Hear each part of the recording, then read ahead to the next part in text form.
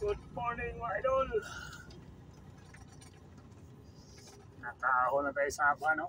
Sa Libid Tunnel.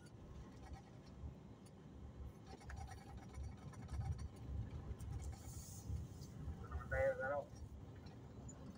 Punta na tayo ng Kamis Musits. Bago mag-uadiwasir o konsarian.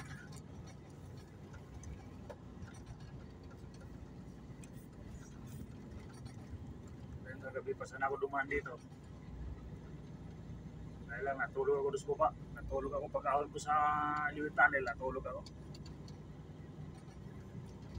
Kasi masarap matulog ito, malamig kasi. Ito kasi yung lugar na to. Ito sa akin sa Pinas na ano, Baguio. Sa bundok, tok-tok, puro malamig. Sarap matulog ito.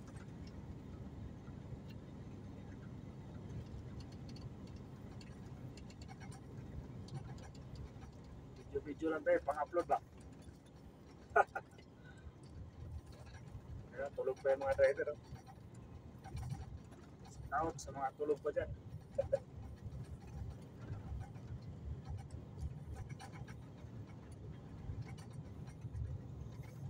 Tapos may ipasan na ako ahon, pero maaga na kasi maaga na tulog eh.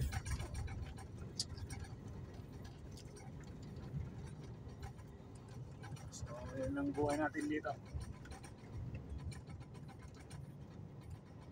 Masarap ang tulog,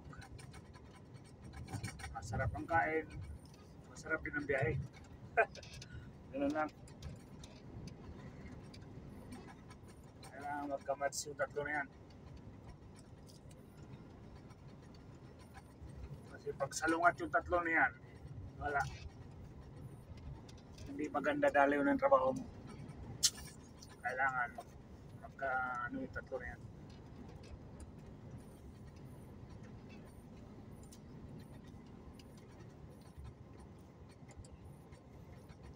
Pangalawang daan ko pa lang to dito.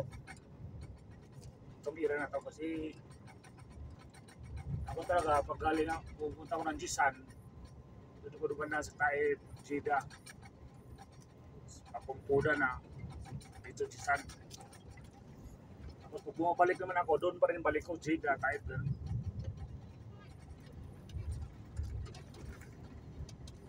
Eh, malayo eh, mga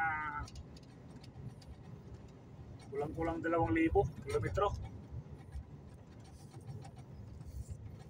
So dito ko dumaan, nakakatipid ako ng mga 400 kilometro. Siguro mga ganun. Pero pag may loaded ka talaga, mahirap duman dito.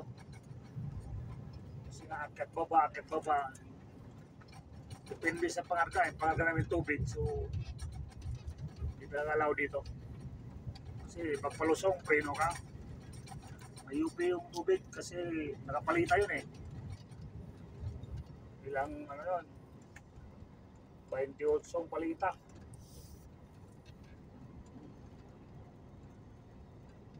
Pero mo 28. Pag na UP yung ilalim, wala yun. Pag lukok na yun.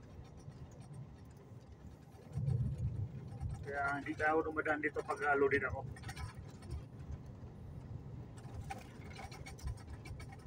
Kasi malaki ang bala yun pag nasira yung pangarga. Masilang ng tubig, mga idol. Kaya pinakamasilang pangarga. Tubig. Mabigla ka lang ng preno eh.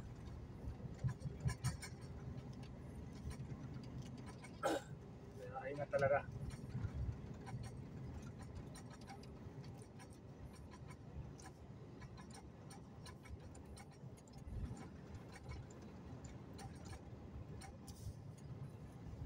Yan, tulog pa yung mga lupang driver. Oh. Sarap matulog sa dito yung lamig.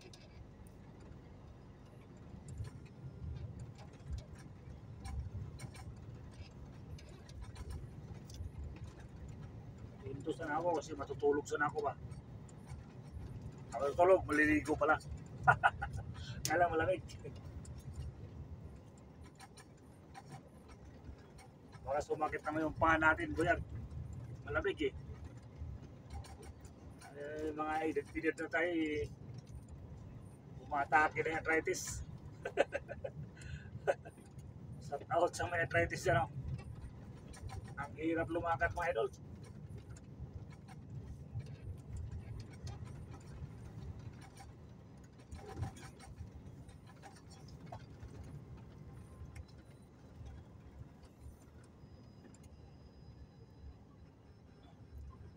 No allowed truck.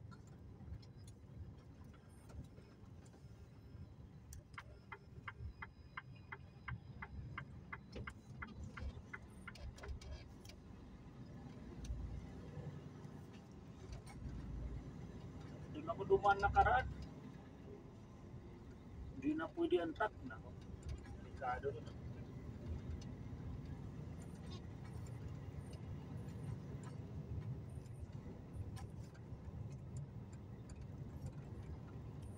So ngayon pala talaga ako makadaan ito. Kasi bawal ang truck dun sa dinadaanan ko dati. Hula-hula moves na naman to.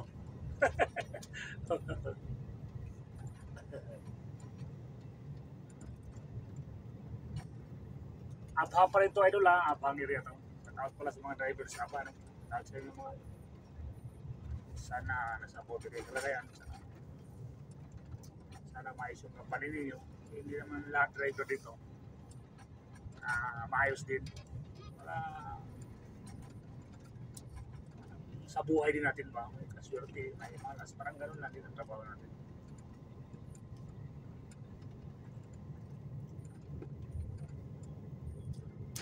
Ako naman, tanungin nyo, swerte naman ako sa mga persoka ko. Palo ang kampanya ko naman to. Ang kampanya, okay naman. Ang pangalawa, okay din naman. Baga na sa akin lang ang problema ba?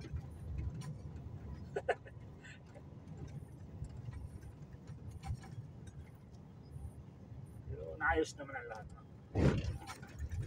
Hindi naman porque may sigalot sa trabaho natin wala ang dahilan ayusin. Maganda nga yung makita natin sigalot para maayos natin ba? Akala natin tama na ba, mali na pala yun. Hindi ganun. Lahat ng gusto, maayos. Kaya inaayos naman. Enjoy lang.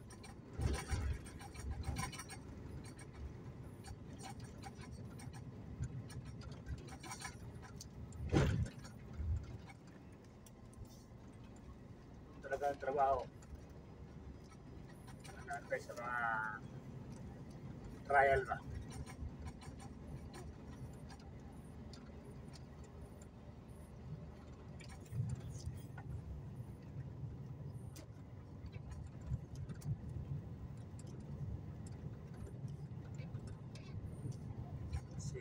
Trial na yan, dyan tayo titibay. Lampasan natin yan, ay napakasarap.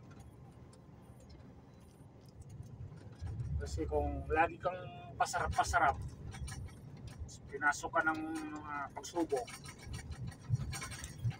baka hindi mo makayanan, magsarili ka. Kasi hindi mo nasubukan eh.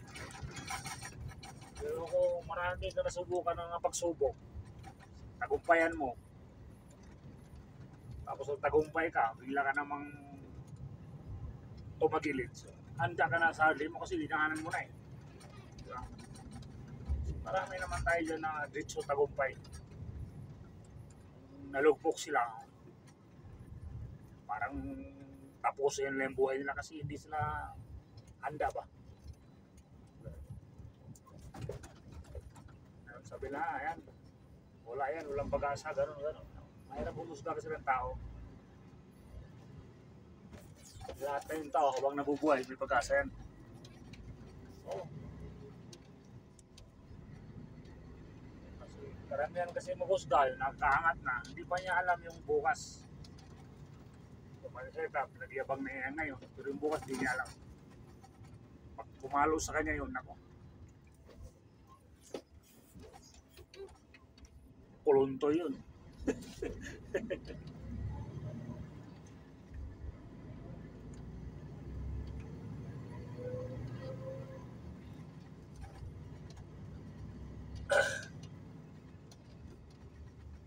Dapat kagabi pa nga ako dito dumaan, kaya lang di ko nga alam yung daan na to.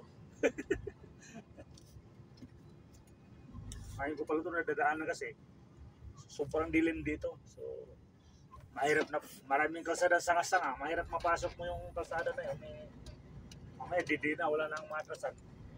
Laki ng truck, dala. Kaya nasikreto, pag di mo alam yung daan, ba talaga dumaan sa gabi? Sa araw ko talaga dumaan, yun pinaka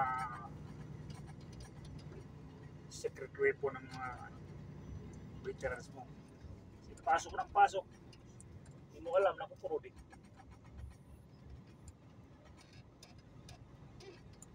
Mahirap yun.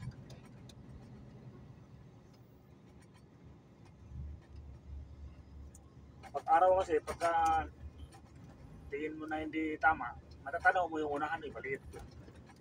Paggabi, hindi mo matatanaw. Mahirap yun.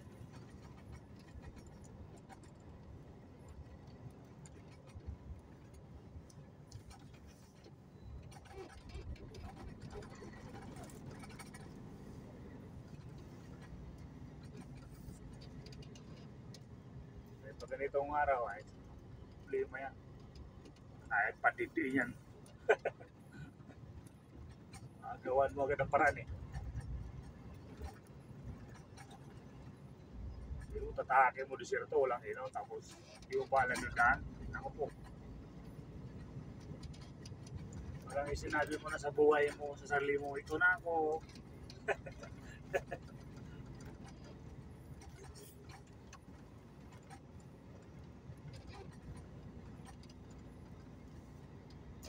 Kasi kung ano bang iniisip mo, marami sa atin dyan, ganun. Hindi magandang loob. Marami rin dito. Kahit saan naman eh. Kahit saan lugar mayroon yan. Hindi pwedeng wala kasi tao nga eh. Basta may tao, hindi mawala yung kasipan na yun.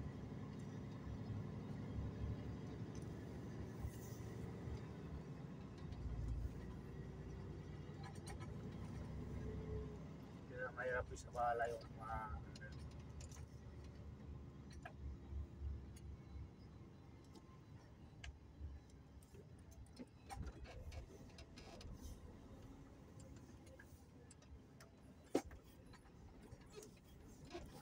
maligo. May daan akong paliguan kasi kami mga tracking. May paliguan naman kami, kailang lamig pa.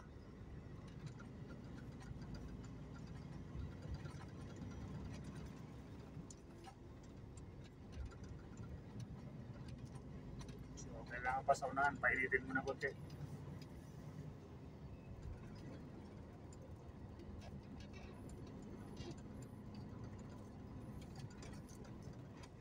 Kasi sabihin ko ba sa inyo, sino man nakaranas dyan, sabihin, ako, ginawa ko na to, istorya na to. Yan. Hindi ako pwedeng hindi maligo araw-araw.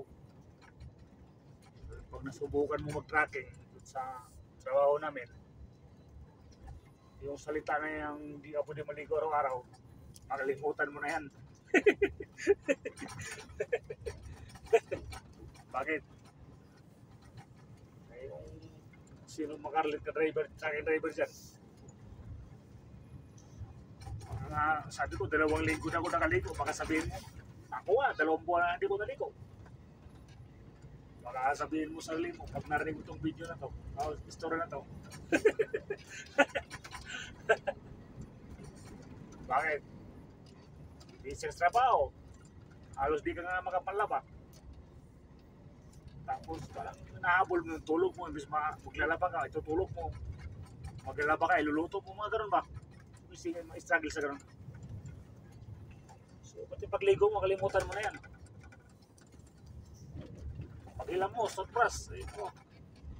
Oo naman, pagkampanan mo yan kasi yan talagang gawain natin. Pero ang tagalan parang, ano ko sarili mo ba? Parang naandun yung pumapasok yung kakatamad.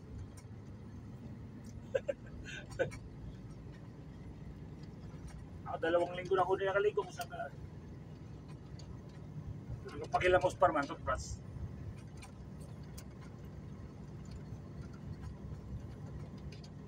Eh, wala lamig ka eh. Kaya yung nakaraan, naligo ako, sumakit yung paa ko kasi naligo ako sobrang lamig. Yung pagpusok ko lang tubig, umuusok yung katawan mo. Kasakit no. Sumakit yung paa ko kasi doon sa kami susid, sobrang lamig dito. Eh, Pilipino nga, sanay ako maligo malamig doon. Kasakit yung paa. Tagal na wala yung sakit.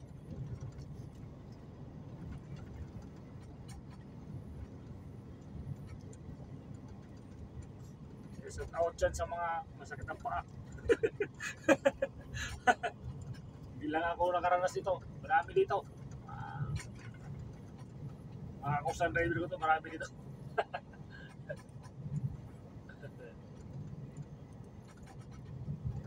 Yung paa na lang sumasakit. Wala eh. Walang ibang sumasakit eh.